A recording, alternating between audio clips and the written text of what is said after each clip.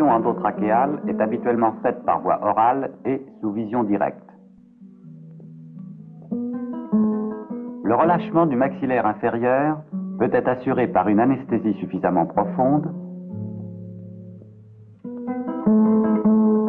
mais habituellement, il l'est par curarisation associée à l'anesthésie légère. Dans ces conditions, la glotte est facilement exposée et l'introduction de la sonde endotrachéale n'offre pas de difficulté.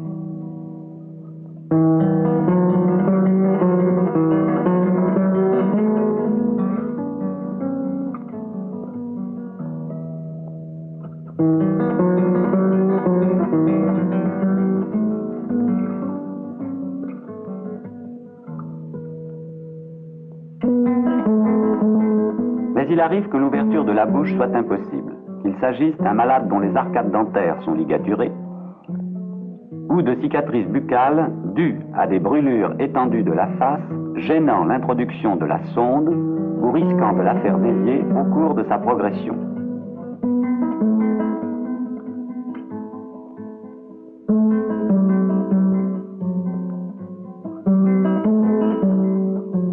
Elle est également rendue difficile lorsqu'une ankylose cervicale, ici consécutive à un mal de pote, gêne la visualisation de l'orifice glottique. La voie nasale reste alors seule possible. Elle n'exige en effet aucun relâchement, peut s'accommoder d'une anesthésie légère, exclut la curarisation et commande la conservation d'une respiration spontanée. Sur cette radio de profil sont visibles l'ésophage et la trachée.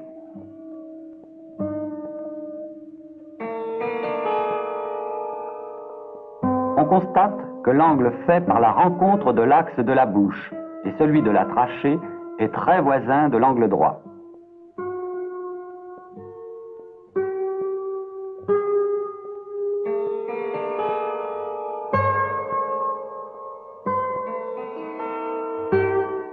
L'hyperextension de la tête ouvre largement cet angle qui devient nettement obtus.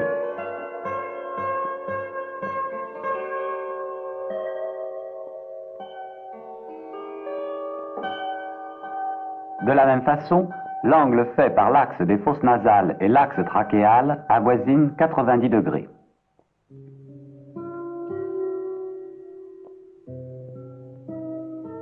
Une fois la tête mise en hyperextension, cet angle devient légèrement obtus, la rigidité de la filière nasopharyngée limitant cependant son ouverture.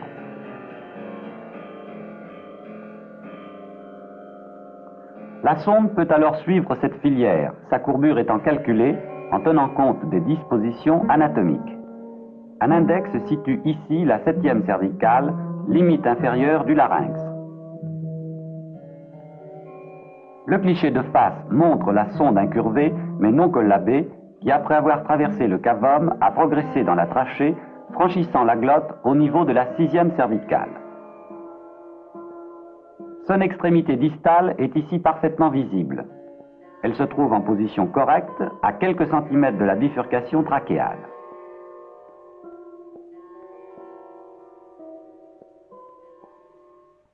Une coupe sagittale de la tête situe plus précisément la filière normale des voies aériennes, la position respective de la trachée et de l'ésophage et celle de la sonde lorsqu'elle est en bonne place. Il est possible de réduire ce schéma théorique à un simple cercle interrompu en 2 points qui figurent l'orifice nasal et l'orifice pharyngé. Entre ces 2 points s'étend la filière des voies aériennes que la sonde devra emprunter en respectant sa courbure naturelle.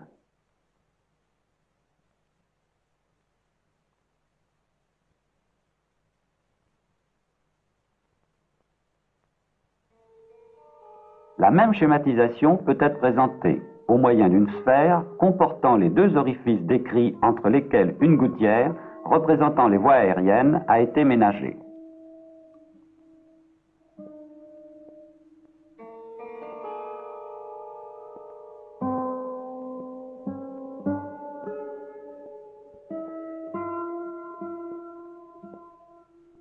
Une sonde introduite par l'orifice nasal peut donc, par cette voie, parvenir à l'orifice pharyngé en regard de la glotte. Cependant, l'issue pharyngée de la sonde n'est pas toujours correctement centrée. Il suffit d'une très légère rotation de la tête pour que la filière soit déviée et que l'extrémité distale de la sonde se trouve en position latérale par rapport à l'orifice glottique. La correction par rotation en sens inverse de la tête peut suffire à ramener la sonde en bonne position. Mais une autre manœuvre est susceptible d'obtenir le même résultat. Sur ce schéma de face sont figurés les deux orifices, nasal et pharyngé, la filière qui les réunit et la sonde en position correcte. La juxtaposition des courbures de la filière et de la sonde explique qu'une rotation imprimée à l'extrémité proximale de celle-ci se transmet à son extrémité distale et la déplace latéralement. Une déformation pathologique de la filière entraînant une modification de sa courbure provoquera les mêmes déviations de la sonde.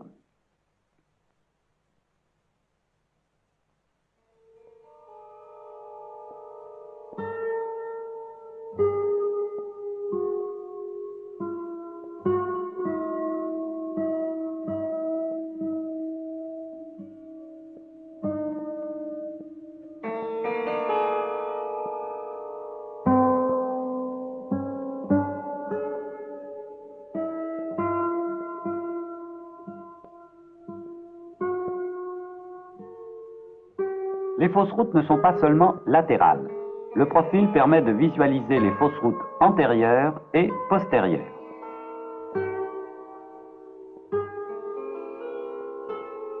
Ici, la tête étant trop fléchie, la fausse route est postérieure et la sonde a emprunté la voie ésophagienne.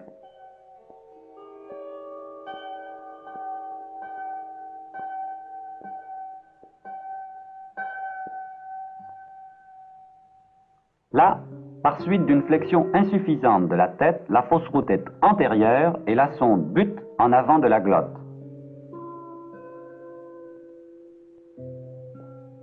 Deux manœuvres vont permettre de faire coïncider l'orifice et l'extrémité de la sonde, soit l'élévation du thorax qui amène la glotte en regard de la sonde,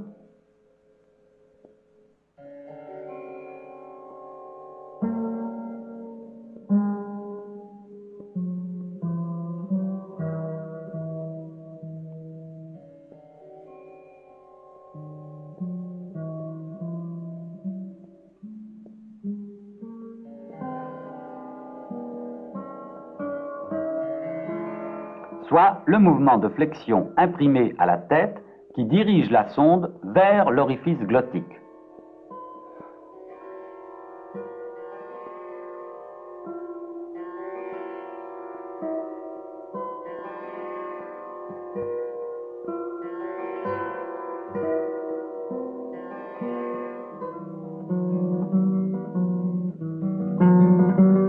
Dans la pratique, un examen otorino-laryngologique sommaire, préalable, permet de déceler une éventuelle anomalie de la filière nasale et de choisir la narine la plus perméable.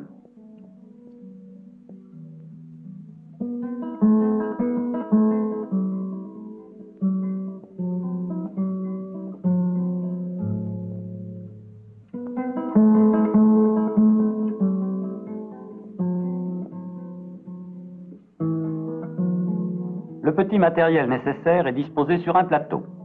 Pulvérisateur contenant l'anesthésique locale et une drogue vasoconstrictive. Sondes de caoutchouc ou de plastique de calibres différents munies de leur raccord et dont le rayon de courbure, dans le cas d'une intubation nasotrachéale, doit être voisin de 10 cm. Cette sonde peut être ou non munie d'un ballonnet.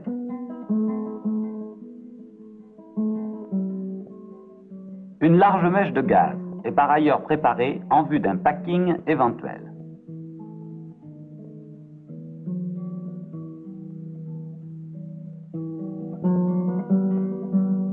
Au début de l'intervention, une voie d'administration veineuse permanente est assurée par la mise en place d'une perfusion de sérum glucosé.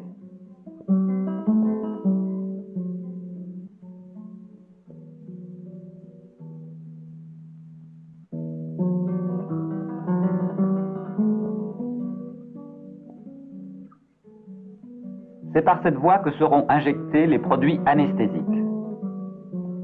On utilise ici le gamma wash.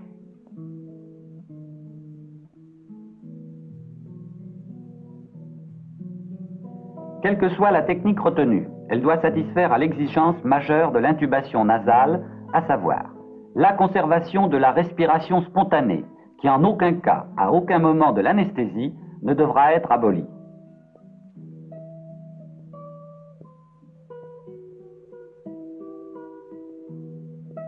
Après une courte oxygénation, la pulvérisation nasale destinée à provoquer une vasoconstriction et à augmenter le calibre narinaire est effectuée.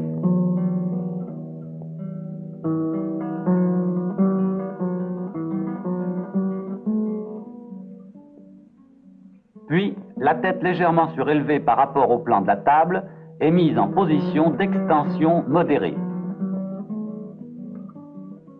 La sonde choisie doit être du plus grand calibre possible. Lubrifiée, elle est introduite avec beaucoup de douceur dans la narine la plus perméable.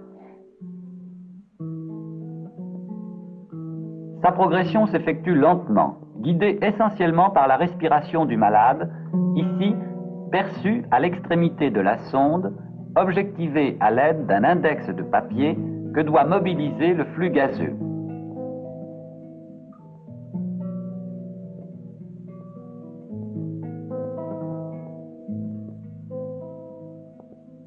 Dans le cas d'une fausse route, ici fausse route postérieure ésophagienne, l'index reste immobile.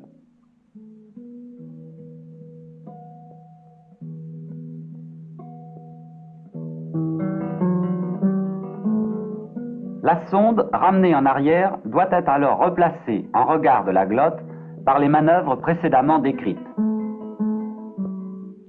Lorsqu'elle est en position correcte, l'index devient mobile et ses déplacements suivent le rythme respiratoire.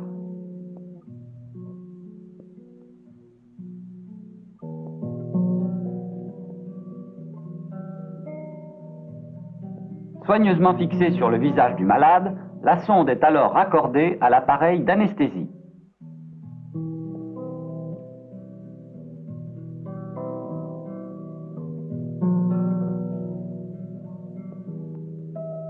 L'auscultation permet de vérifier que son extrémité distale se trouve bien dans la trachée et non dans l'une des deux bronches souches. Lorsque l'ouverture de la bouche est possible, l'étanchéité du système est assurée par un packing effectué à l'aide de la mèche de gaz préalablement imbibée de sérum.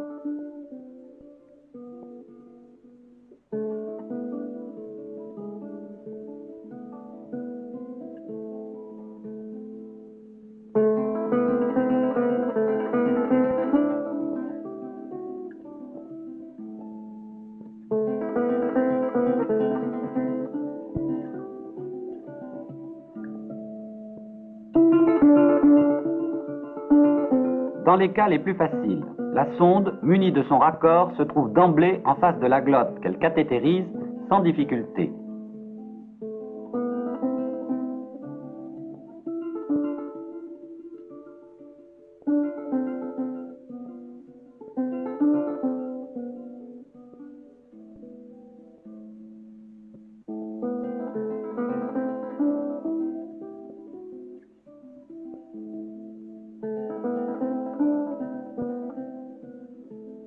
Les mouvements du ballon objectivent le maintien de la respiration spontanée.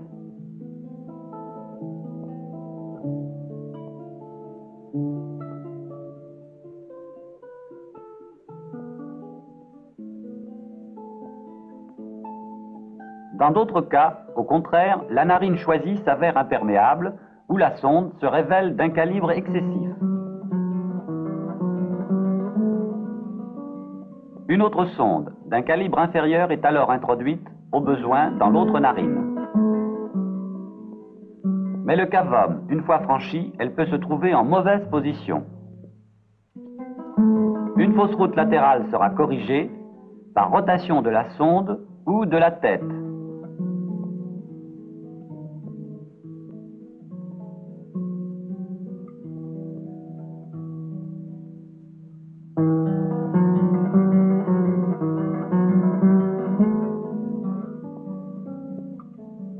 Une fausse route antérieure, ici très visible, sera de même rectifié par une flexion de la tête.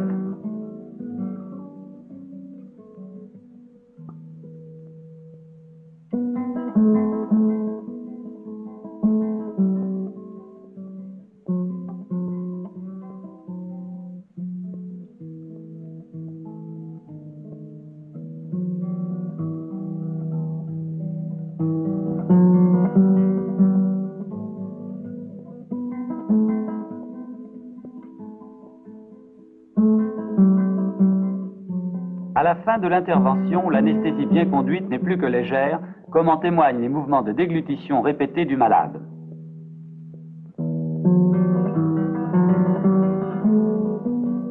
L'extubation demande quelques précautions. Elle ne doit pas être faite avant la réapparition du réflexe tucigène. Une aspiration soigneuse faite à l'aide d'un matériel convenable et correctement exécutée doit la précéder.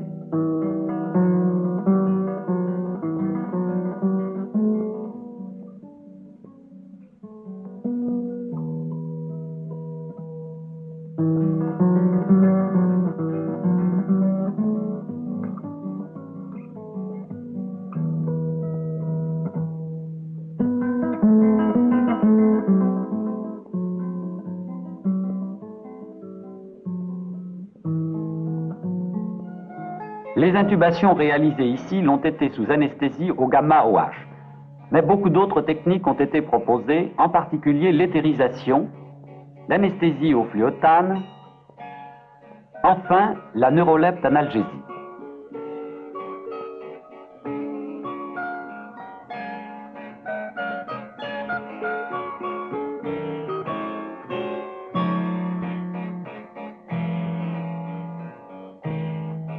Mais, quelle que soit l'anesthésique choisie, l'impératif premier demeure le maintien de la respiration spontanée, seul garant d'une sécurité parfaite.